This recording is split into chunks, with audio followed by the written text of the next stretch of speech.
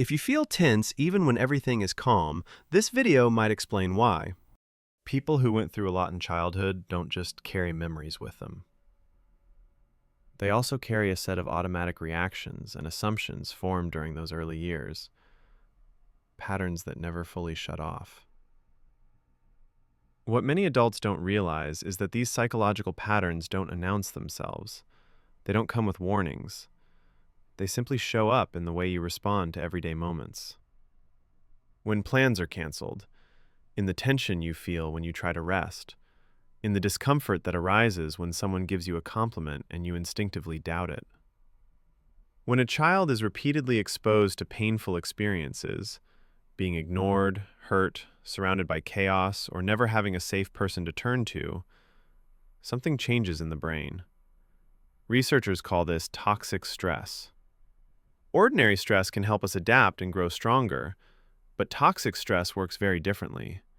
It functions like an alarm system that never turns off. A child's body is flooded with stress chemicals for long periods of time without anyone there to help regulate or calm the system. Studies from Harvard have shown that this kind of prolonged stress can actually alter how the brain develops during its most critical growth stages. This isn't just about emotions. Physical structures of the brain develop differently, especially the areas responsible for emotional regulation and decision-making. And this is where much of the confusion and misunderstanding begins. The child has no idea this is happening. All they know is that the world feels unsafe and unpredictable. So they adapt. They find ways to cope.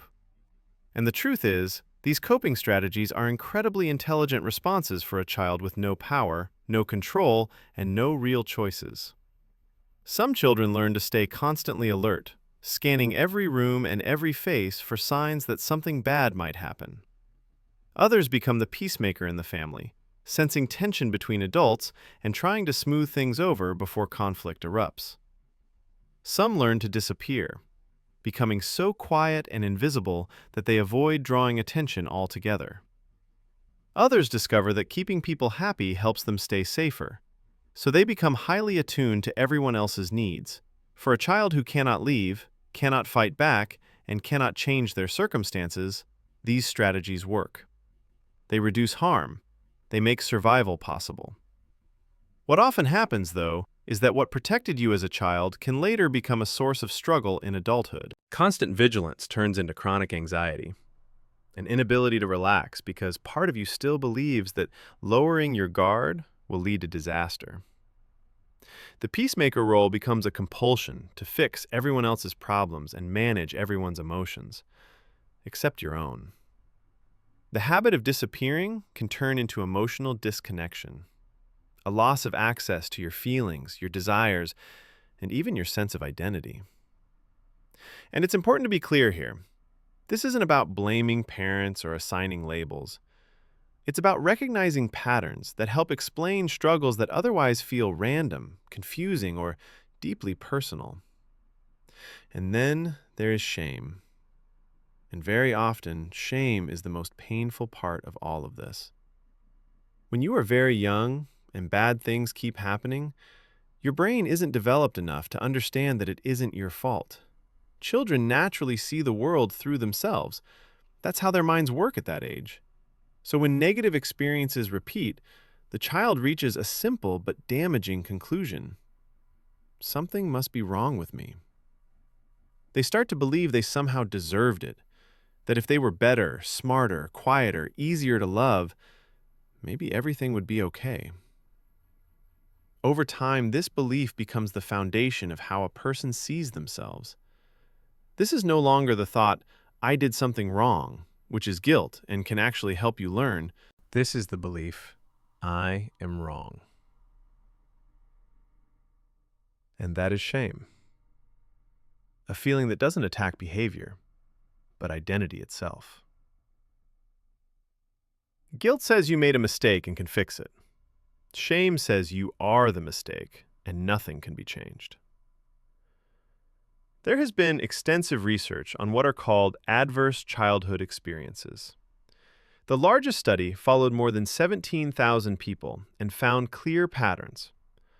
Those who experienced more hardship as children were far more likely to struggle in adulthood, not only with mental health, but with physical health, relationships, finances, nearly every area of life. Depression, anxiety, addiction, chronic pain, all of these were significantly more common even 30 or 40 years after a difficult childhood. But this does not mean your fate is sealed. When people hear about this research, they sometimes assume their childhood has already determined their entire future. That isn't true.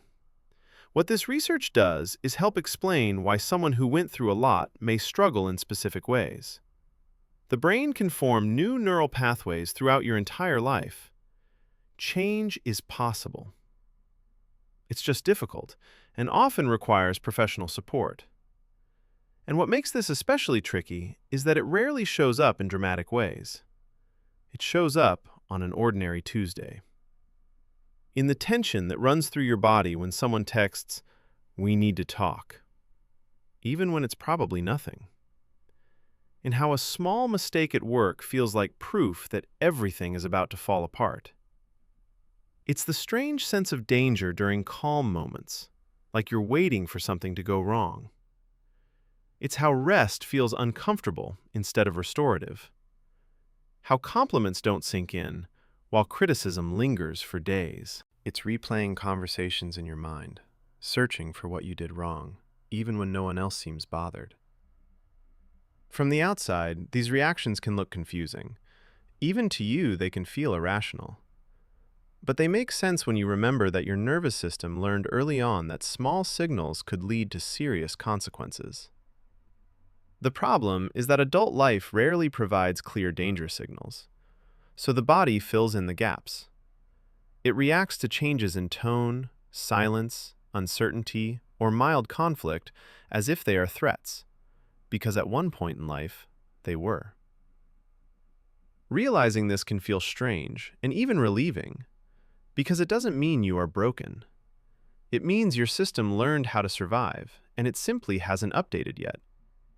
Many people who had difficult childhoods spend their adult lives recreating what feels familiar, even when it's painful. They may find themselves in unpredictable relationships, because while chaos hurts, it also feels known. The body finds a strange comfort in familiar patterns, even harmful ones, because at least you know what to expect.